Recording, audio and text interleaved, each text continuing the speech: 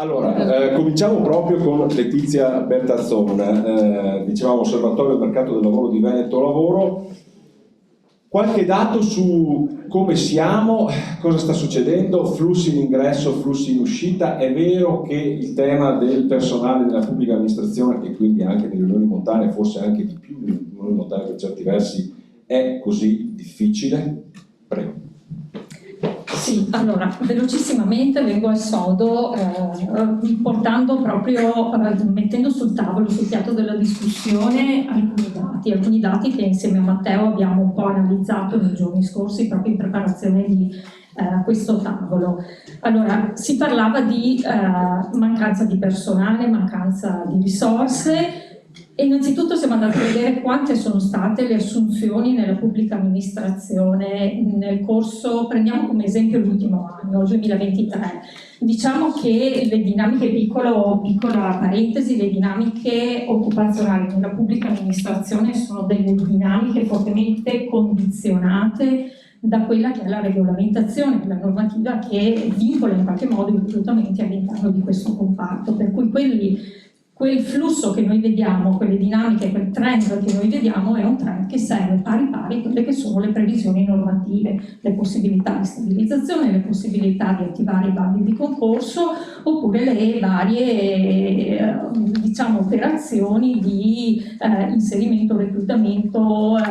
per apposite necessità, come per esempio tutta la partita adesso in relazione alle assunzioni di personale qualificato per l'attuazione del PNRR. Allora, detto questo, prendiamo come spunto, come riferimento il 2023, quindi ultimo anno che non è neanche l'anno di picco, di massima delle attivazioni contrattuali, dopo diciamo il blocco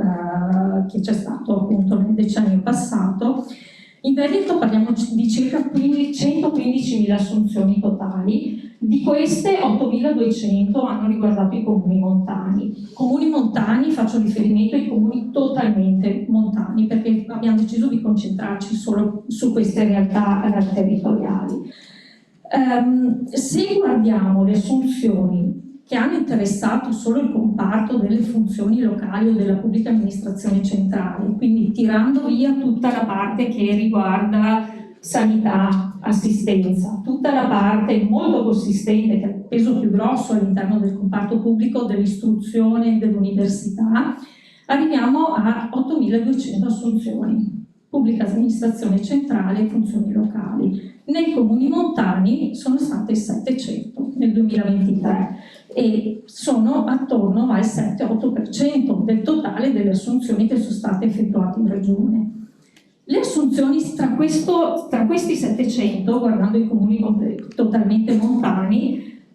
300 sono state le assunzioni con contratti stabili, cioè quelli tradizionalmente che caratterizzano i reclutamenti nella pubblica amministrazione, e 400 invece le attivazioni di contratti in qualche modo flessibili, quelli sussidiari, straordinari rispetto al reclutamento nella pubblica amministrazione.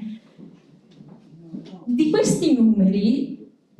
siamo poi andati a vedere quanti sono stati i giovani all'interno di questo flusso di assunzioni nei comuni montani, all'interno di funzioni locali, pubblica amministrazione centrale. Con contratti di lavoro stabili, 107, si dà il numero preciso, 107 giovani under 35, abbiamo anche un po' allargato, non under 30, ma per riuscire a prenderne qualcuno in più, e 117 invece con contratti flessibili. Prima dicevamo, parliamo di una realtà con 500.000 residenti, se consideriamo i comuni montani, tasso di occupazione attorno al 60%, parliamo di 250.000-270.000 occupati circa, 107 assunzioni di giovani under 35 stabili nella pubblica amministrazione, funzioni locali, pubblica amministrazione centrale e 400 flessibili, e 117 flessibili. Infatti con Matteo poi si diceva, ma proviamo ad andare a vedere cosa è successo a queste persone, quali sono stati i loro percorsi, e io continuavo a dire, ma guarda, i numeri sono piccoli, sono tanto piccoli, non possiamo forzare poi le analisi, perché effettivamente questa è la situazione. Parliamo di una situazione di un bacino di reclutamenti, di un bacino di nuove assunzioni, di nuova linfa vitale all'interno anche delle funzioni locali e della pubblica amministrazione centrale molto molto ridotto. E tra l'altro, se noi guardiamo anche in un arco temporale lungo, quindi queste erano informazioni riferite al 2023, ma se estendiamo questi numeri ad un arco di tempo più elevato, guardando gli ultimi 15 anni, questa percentuale, diciamo, di reclutamenti che ha interessato i comuni totalmente montani della regione Veneto è anche leggermente diminuita nel corso del tempo. Però qui abbiamo parlato di assunzioni. Il problema grosso viene se le assunzioni le mettiamo in relazione con le cessazioni, cioè con le fuoriuscite dalla pubblica amministrazione, perché il bilancio che ne deriva non è un bilancio particolarmente positivo. Diciamo che a livello regionale, ma anche per i comuni montani, se guardiamo complessivamente la pubblica amministrazione, il saldo è positivo, è ampiamente positivo, ma perché c'è tutto il comparto dell'istruzione e della sanità che porta verso l'alto, grazie alle stabilizzazioni, diciamo, il numero complessivo appunto il guadagno occupazionale, ecco, diciamo così, nella pubblica amministrazione. Se però andiamo a scomporre questo bilancio di lungo periodo, parliamo dal 2008 ad oggi, per i diversi comparti occupazionali, quello che vediamo per quanto riguarda nello specifico pubblica amministrazione centrale e funzioni locali, il bilancio per il Veneto è leggermente positivo, poco meno di 300 unità in 15 anni, con un recupero che è stato dettato dalle assunzioni soprattutto negli ultimi anni. Per i comuni montani siamo sotto di 664 unità, quindi la curva è progressivamente scesa. Se guardiamo un grafico teorico che potete immaginarvi di fronte a voi, la curva è stata di una progressiva perdita di occupati, di lavoratori in questo particolare comparto della pubblica amministrazione. C'è stato un leggerissimo recupero con il flusso di assunzioni degli ultimi anni, ma siamo ancora abbondantemente sotto i livelli del 2008. Questo per quanto riguarda i comuni montani, ma se guardiamo il totale regionale per quanto riguarda funzioni locali e pubblica amministrazione centrale, non è che vada molto meglio, perché anche lì, guardando solo questo comparto, la perdita è di oltre 5.000 posizioni di lavoro. Se guardiamo complessivamente il bilancio per la regione è ampiamente positivo, ma perché? Perché c'è stato un forte reclutamento dal Covid in poi nell'ambito della sanità e dell'assistenza sociale, che ha permesso in qualche modo di recuperare molte posizioni di lavoro, e poi, ripeto di nuovo, ci sono tutti questi dati un po', come si dice, borderline outlier, che riguardano l'ambito dell'istruzione, che sballano un pochino, insomma, tutto il bilancio complessivo.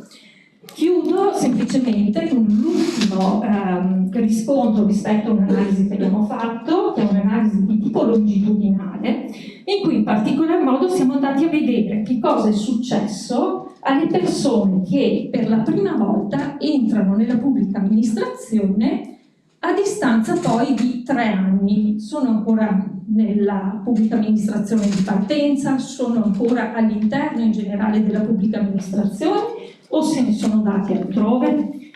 Qui naturalmente bisogna fare una distinzione tra quelli che sono gli ingressi con contratto di lavoro stabile e quelli con ingressi con contratto di lavoro flessibile. Tassi di occupazione di permanenza all'interno della pubblica amministrazione per chi è reclutato con un contratto di lavoro stabile sono naturalmente superiori rispetto a chi invece ha diciamo, un percorso di inserimento di altro tipo. Prendiamo solo questi stabili, guardando un arco di tempo di 15 anni, arrivando fino al 2020, quindi considerando comunque un arco di tempo particolare per quanto riguarda le modalità le possibilità di reclutamento nella pubblica amministrazione, il tasso di permanenza all'interno della pubblica amministrazione è diminuito di più di 10 punti percentuali. E perché questo? Perché in gran parte quel gap è relativo a persone che si spostano verso il privato, ma soprattutto, e questo in particolar modo per i giovani, persone che o non vediamo più occupati in regione, oppure le perdiamo di vista dai radar, diciamo, occupazionali della nostra regione. Quindi molto probabilmente sono persone che decidono di occuparsi o in un modo autonomo, che decidono di cambiare regione o che se ne vanno magari anche altrove alla ricerca di migliori opportunità lavorative. Ecco, questo giusto per darvi un velocissimo spaccato di quello che ha istituito un approfondimento sui nostri dati e su quelli che sono i reclutamenti appunto nella pubblica amministrazione, i percorsi nella pubblica amministrazione. Grazie per questa